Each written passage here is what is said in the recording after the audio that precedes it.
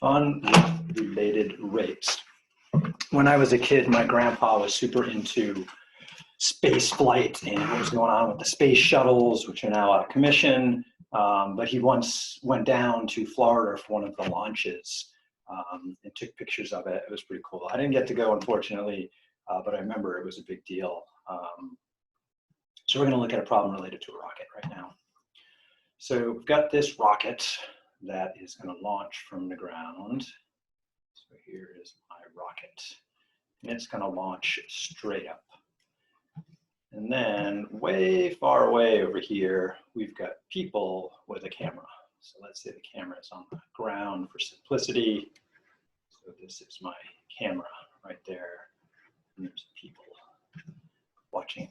Now, as the rocket goes up, the angle of viewing, the angle of elevation here, theta, is going to change. So we got a couple things going on here. We got the rocket's height is increasing.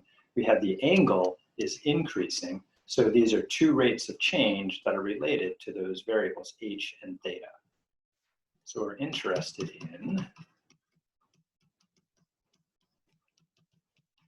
angle of elevation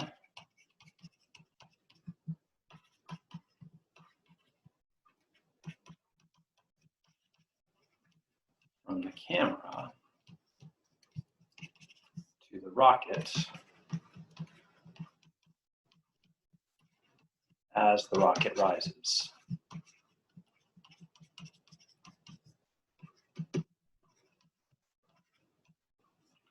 So that's the situation. So the two things we have to consider again are the height of the rocket at any time and the angle of elevation of the camera, because the camera is tracking the rocket as we go out there. And let's just say we are 5,000 feet away, which hopefully is not too close to the rocket so we don't get burned. And then we want to look at this change when the rocket is 1,000 feet above the ground.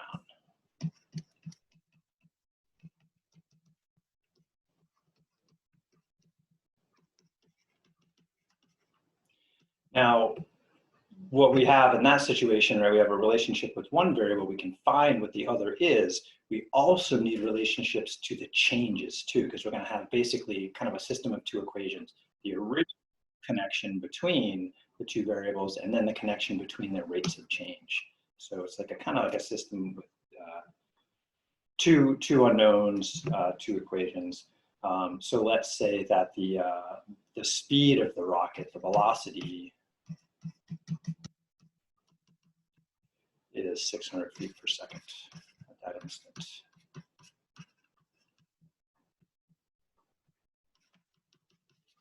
All right, so that's the scenario there. So we have some initial information. Next, we have to find a relationship between the angle and the height. And I'm imagining the rocket's going straight up, so we have a right triangle. So that's an assumption we have to make for this to work. And then in a right triangle, we have this opposite side and the adjacent side. And so then I think, well, what trig function relates the opposite and adjacent? What do you think? What trig function relates the opposite and adjacent?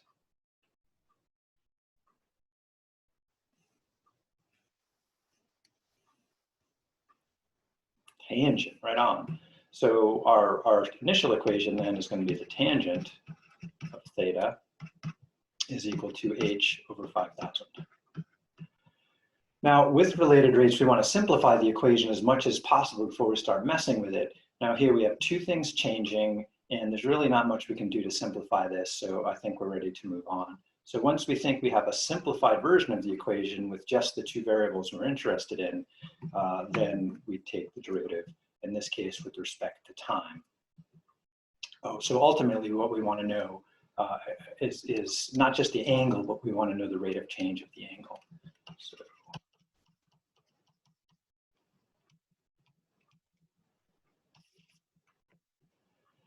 So we want to differentiate both sides with respect to time. So this says take the derivative with respect to time, and then we tell this what to take the derivative of. So we're kind of like writing a little program here, a command, and we are the computer that's going to evaluate that command. And so each of these variables is assumed to be changing with time, right? So h is a function of time, theta is a function of time. So that's, again, something important here. Theta and h change over time. So they are functions of time. So that means we have to consider the chain rule because theta is also a function of this variable right here. So outer function is tangent, inner function is theta. So the derivative of the tangent is the secant squared of theta. And then the chain rule says multiply by the derivative of theta, which we're going to call d theta dt. Sometimes it might be called theta with a dot over it. Not much else to do there. Chain rule says take the derivative of the outer, multiply by the derivative of the inner, boom, done. The 5,000, that's just a constant, so I can kind of just pull that out over 5,000. And then the derivative of h with respect to time is just the derivative of h with respect to time. And sometimes we'll call that h prime or h with a dot over it. I'm going to use the more formal notation there. What do we know here? So at this point, we could solve for the HTT in general or plug in what we know.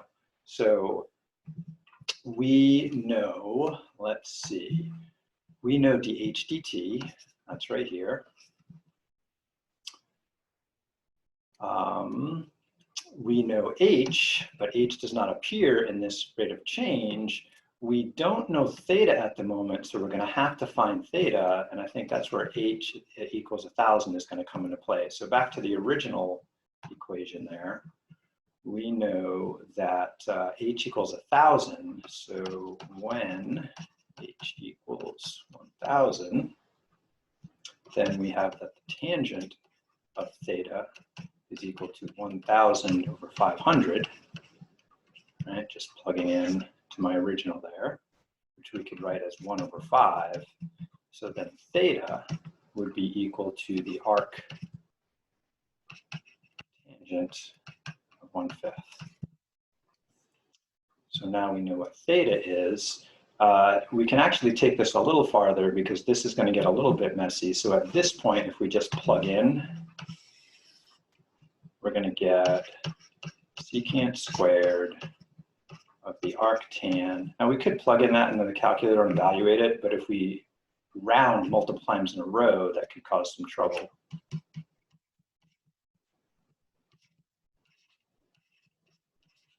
So again, plugging in what I know into my related rates equation here, it's a t right there, and that's equal to dH dt is 600 over 5,000. So d theta dt is just going to be that 6/50ths, which we could reduce some more, divided by this number right here, which we could check on a calculator. It might just come out nice, but we're going to do a little trig because I need you guys to get better at your trig. Just for fun, plug that into a calculator, see what happens. And so I think in Desmos I can do secant squared like that. Let's just test it. Secant squared of 1, yep, seems to work. And then we want the arc tan 1/5. And we get this approximation 1.04, so we're just going to double check that value geometrically. So, new page, fun with trig. We needed to find a value for theta, and we were able to write, based on the height, that the tangent of theta was equal to 1/5 when we clean that up. And we can make a triangle that shows that. Where this is theta right there, my right angle, it's supposed to be a right angle. Tangent is opposite over adjacent, so that's 1 there, 5 there. And then Pythagorean theorem, this would be 5 squared plus 1 squared, which is 20 square root of 26 over there. So that's the right triangle we're talking about. We want to know what is the secant squared of that same angle. It's the same angle. Well, if we just think about secant for a minute, secant is 1 over cosine. So we can definitely look at this and get the cosine. Cosine is adjacent over hypotenuse. That'd be 5 over square root of 26. We want to flip that, so it should be the square root of 26 over 5. And we want then the square of that. So the secant squared of theta should be the square of that, which would be 26 over 25, which would be 1 and 1/25, which would be 1.04. Exactly. So that wasn't an approximation from the calculator, it was an exact answer. So that's kind of cool that we have that. So now putting that all together, our d theta dt, on the right side we had, what was it, 600 over 5,000? Yeah, so we can reduce that.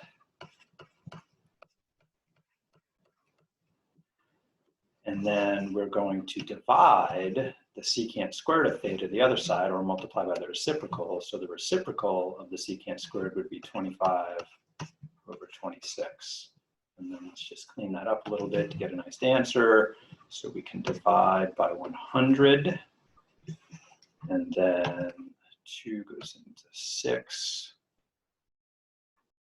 3 times, and 2 goes into 50 25 times. 25 goes into 25 once each. So it looks like this is 3/26 when we clean it up, which is going to be an interesting decimal, but we can find an exact answer. And again, it's important that we find exact answers as much as possible and not rely too much on approximations, because approximation on approximation on approximation can build up too much error.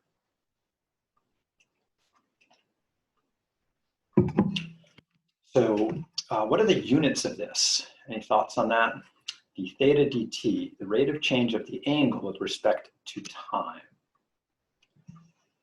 And looking back here, I was given the velocity in feet per second. Anybody want to take a stab at what are the units of this calculation? What did we just calculate here? 3/26. What?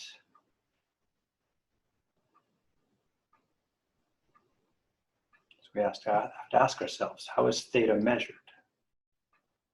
How is t measured?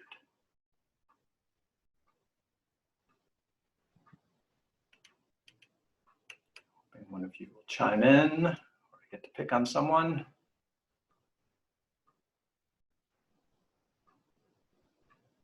Lorena, what do you think the time is measured in here?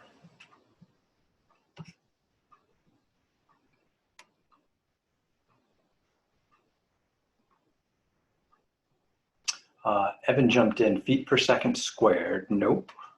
So let's just focus on one variable at a time. What is theta measured in? How do we measure angles in math?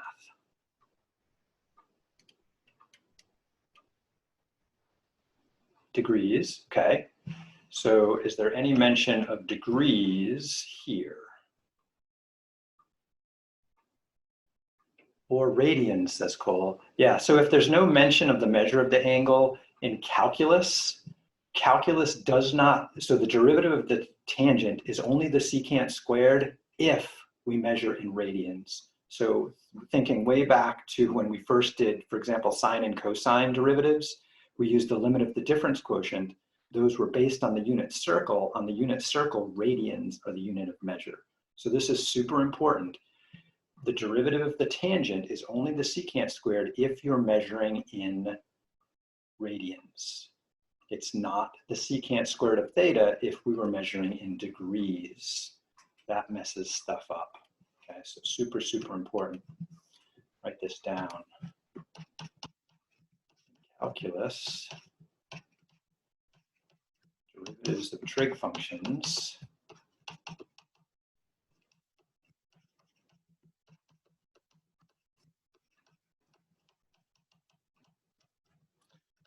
are dependent on radians. That's how we got the derivatives that we got. We drew the unit circle. From the unit circle, we came up with how to evaluate the limits, and the unit circle definition of the sine, cosine, tangent, and all those rely on radians. So trig functions are dependent on radian measure. So since I didn't do any conversion with degrees or anything like that, like pi over 180 or 180 over pi, the default assumption, since we're doing calculus, is that this has got to be radians.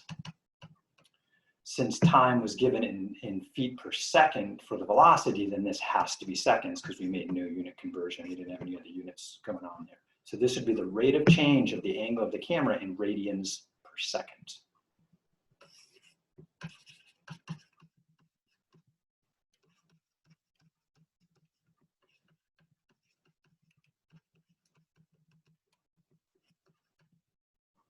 Elevation angle of the camera. Okay, boom, done. Let's try another one. Let's go pick something from the homework. There was a problem about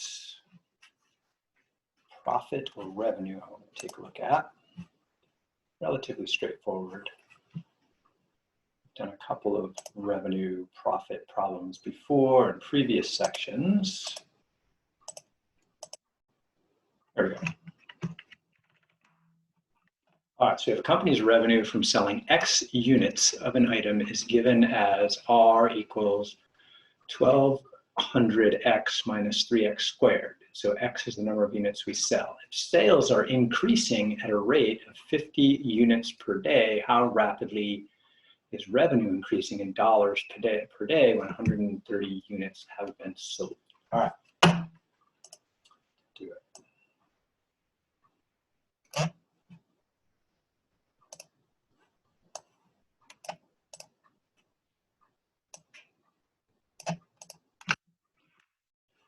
So again, this is important. Revenue from selling X units, right? So X is equal to the sales quantity, sales number. And then they give us this revenue. So R revenue, and eventually they talk about dollars. So it's revenue in dollars. And then they also given us sales are increasing at a rate. So X is changing at a rate of 50 units per day. So that 50 units per day, 50 units represents our X. That's a change in X, right? Because we have a rate of change, positive increase. Messed that up there, didn't mean to scribble it out, just meant to underline it. So that's dx, and then this is a change in time per 1 day. So that's dx dt given there. Now the revenue is going to change also because the revenue is dependent on the sales. You could look at it the other way. The sales are dependent on the revenue, but really that's more about cost than revenue, which we don't have cost. So we're just going to do revenue here. So we have one rate of change. We're asked next for how rapidly is revenue changing. So right here, we're asked for what is dr dt. And we have an equation with 2 variables. That's good. If there's 3 or 4 variables in there, we got to whittle it down because then it gets too messy.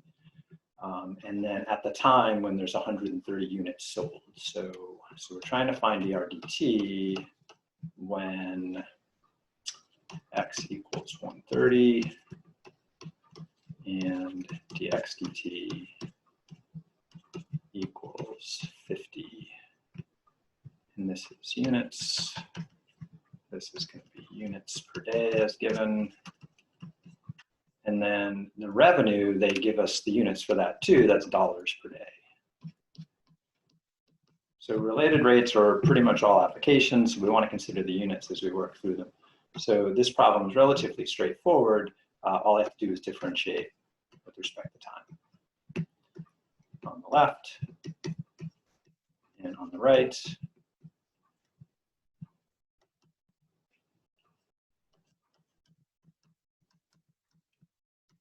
Right side's pretty straightforward. We could call that R prime or R dot. I'm going to use the formal notation, dr dt. 1200 is just a constant derivative of X with respect to time. is 1, but x is a function of time, so I have dx dt there. So that's going to be 1200 dx dt minus, here I have the power rule, so 2 times -3 is -6, derivative of x squared is x. Chain rule says because x is a function of time, the variable we're differentiating with respect to, we have to multiply by its derivative, dx dt. So remember, chain rule, chain rule, chain rule.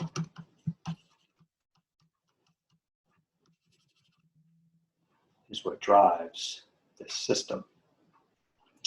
And this one's pretty straightforward. We just now plug in everything we know. So I'd always like to summarize what's what up there. So we're going to have dr dt is 1200 times dx dt, which was given to be 50, minus 6 times x, 130, times dx dt, 50. So this one's pretty straightforward. Plug that into a calculator, see what you get.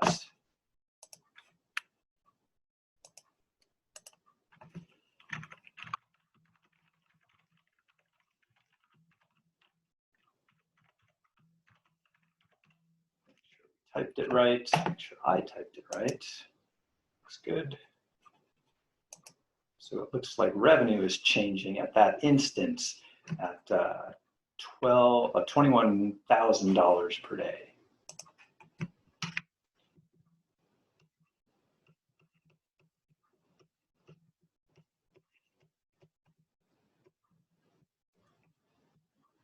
All right, boom, done.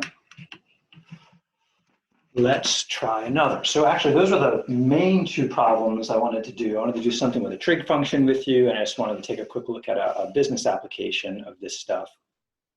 Does anybody remember what we call, dr dt actually has a special name. We talked about that back in chapter 2 and chapter 3. What's the business name, the common name for dr dt? Does anybody know?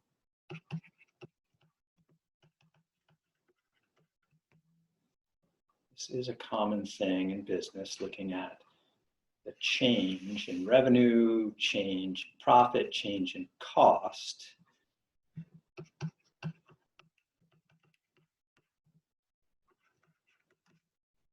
Business terminology for dr dt. Blank revenue.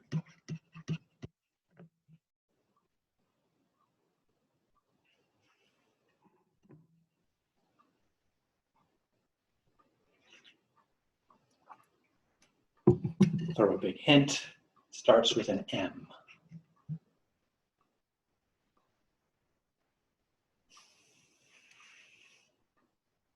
Yeah, nailed it, Evan. Marginal revenue, yeah. So margins in business just means the rate of change of whatever they're talking about. Rate of change of profit, marginal profit, rate of change of revenue, marginal revenue. Nice. Okay, so this problem could appear talking about, hey, find the marginal revenue when blah, blah, blah, blah, blah, blah, blah is happening. And all our blah, blah, blah is like this stuff over here. Cool. All right, so those are the main problems I wanted to do. Do you guys have any homework questions?